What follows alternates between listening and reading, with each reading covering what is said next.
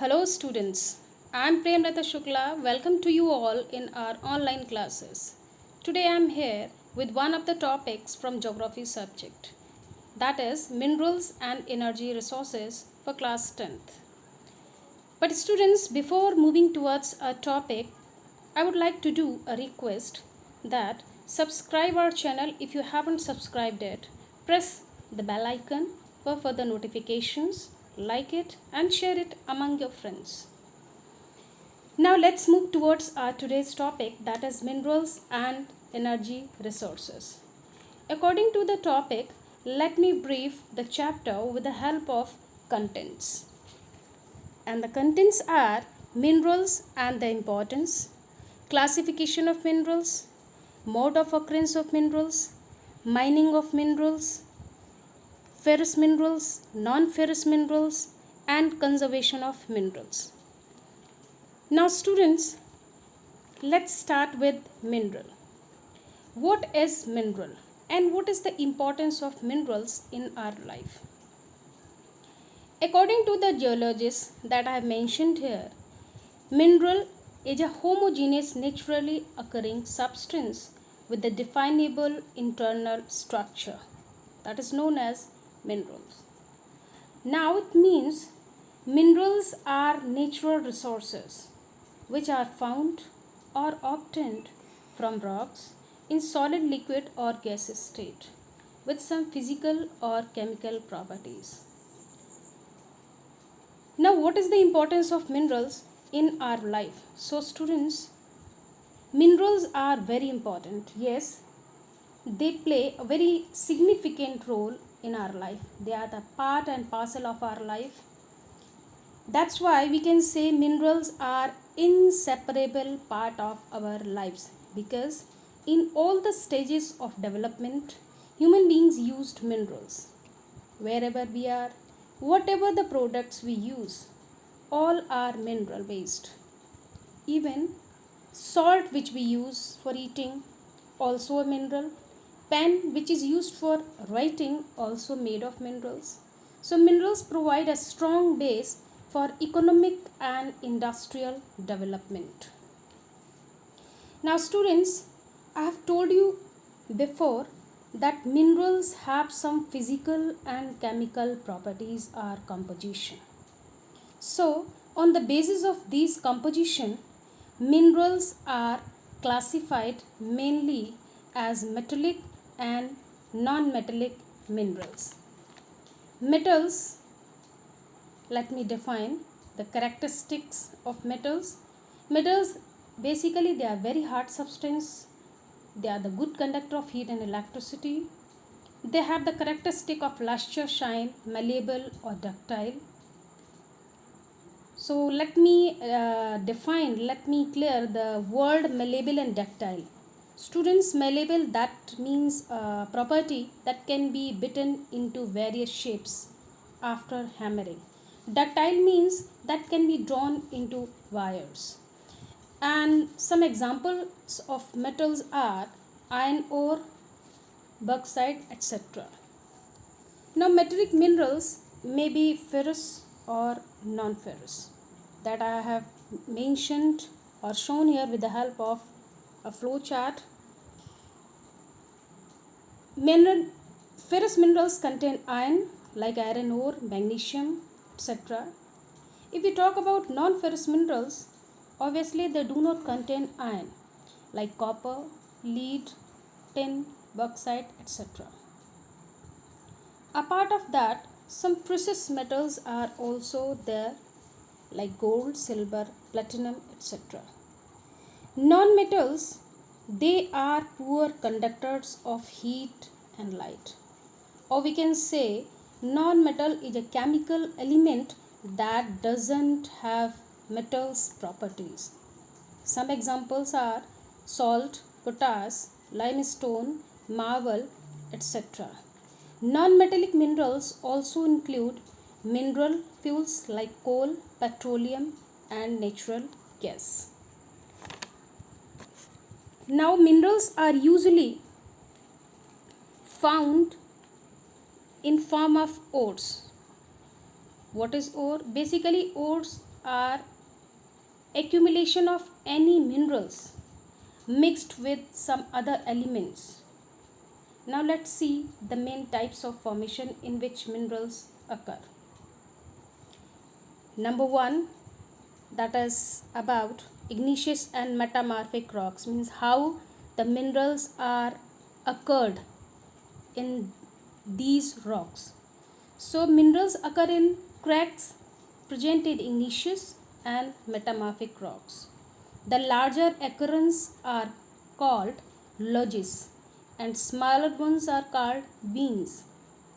Basically, it happens when lava or gaseous forms of minerals solidify in these cavities or holes like copper, gold, tin, lead, etc. Such metallic minerals are obtained from these veins. Second one, sedimentary rocks.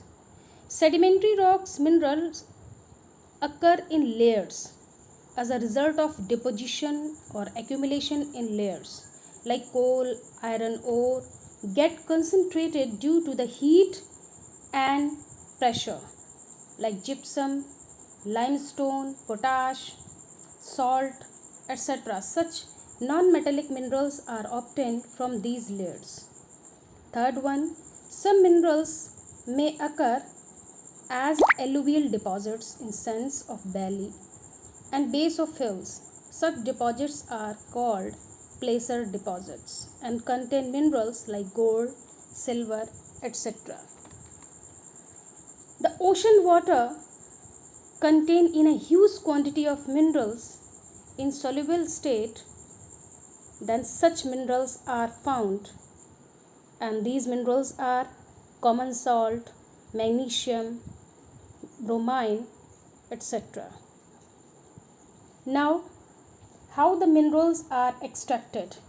Basically, minerals are extracted in form of mining. Mining means an economic activity of extraction of minerals from shallow depth by removing the overlying materials. Students, minerals wherever they occur are obtained by the process of mining, means extraction of minerals with the help of different methods are used like shaft mining, open cast mining, quarrying.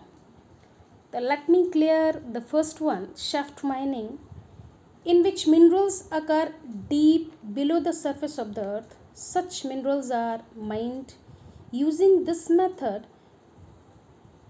While we can say it is the method, it's too expensive because it requires specialization of means specialized skills required, advanced equipment to dig, and many more things are required.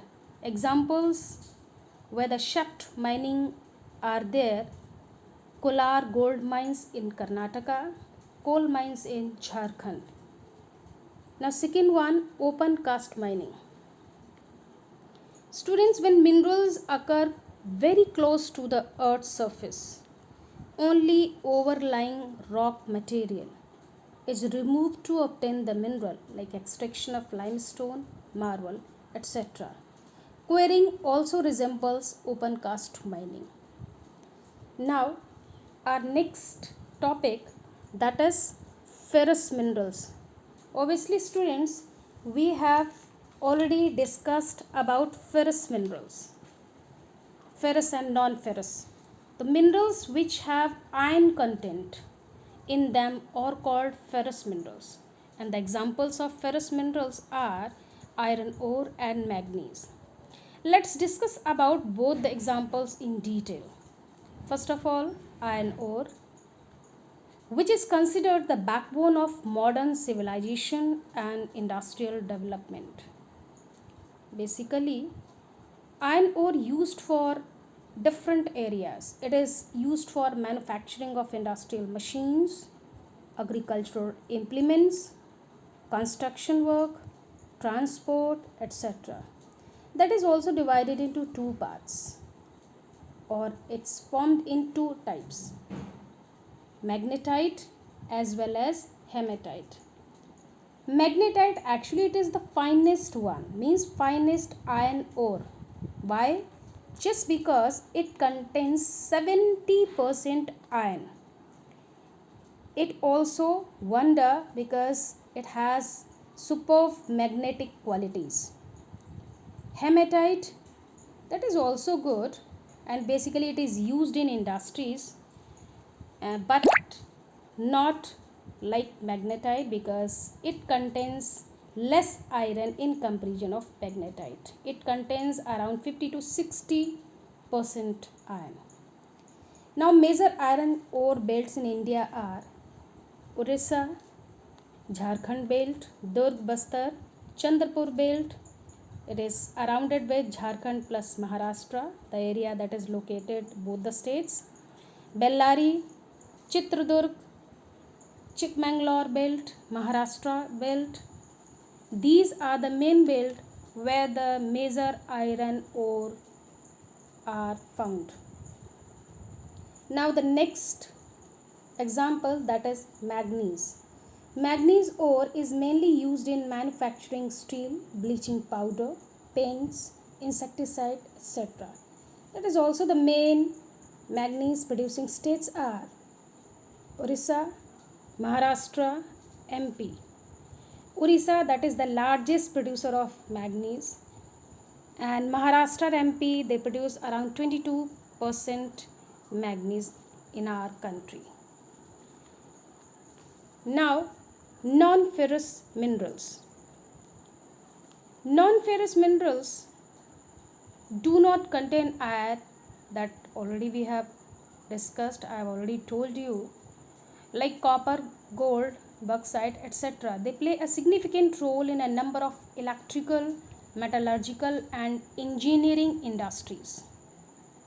Like copper, if we talk about copper, it is widely used in making electrical cables that are used in our homes or various purposes, chemical industries, etc. It has the property of malleability and ductility, and they are also good conductor of heat and electricity. The main copper producing states are MP, Rajasthan, and Jharkhand. Second, bauxite. It's an ore from which aluminium is obtained. It is clay-like substance from which alumina and later aluminium is obtained. It also has good conductivity and malleability. Aluminium, which we get from bauxite, also used for manufacturing aeroplanes, furnitures, utensils, etc. The main bauxite deposit area in the state of Chhattisgarh, MP, and Orissa. Now, mica and limestone, both are non-metallic minerals. They mostly occur in solid state. First of all, mica, that basically used in electronic industries due to its excellent dielectric strength. Now, the main producing areas are Hazaribagh belt of Jharkhand, Udaipur belt in Rajasthan, while limestone composed of calcium carbonate, and it is used in cement industry and chemical industry. Karnataka and Andhra Pradesh are the limestone producer states. Now, as we know that minerals are indispensable part of our life. They are finite and non-renewable resources. They are very important. That's why we have to reserve for our forthcoming generations. How we have to conserve them? Some measures I have written here that I am going to explain. Minerals should be used in planned way. Means minerals should be used in planned way and judicious manner for its sustainable use. They should be recycled like steel, tin, and aluminium. Wastage in the mining and processing of minerals has to be minimized by using efficient technology. Substitution must be developed of rare minerals by those found in abundance. checking the over export of minerals for the greed of foreign exchange. So, students, these were the some measures that we have to take to conserve our minerals. Now, our topic completed. Let's revise the topic again.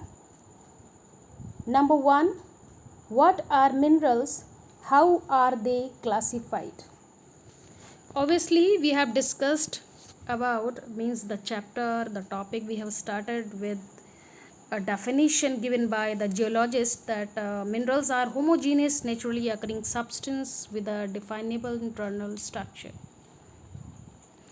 They are normally found in solid, liquid and gaseous states. I have told you they have some or a definite chemical composition. So particular mineral that will be formed from a single or certain combination of elements depends upon the physical and chemical condition under which the material forms.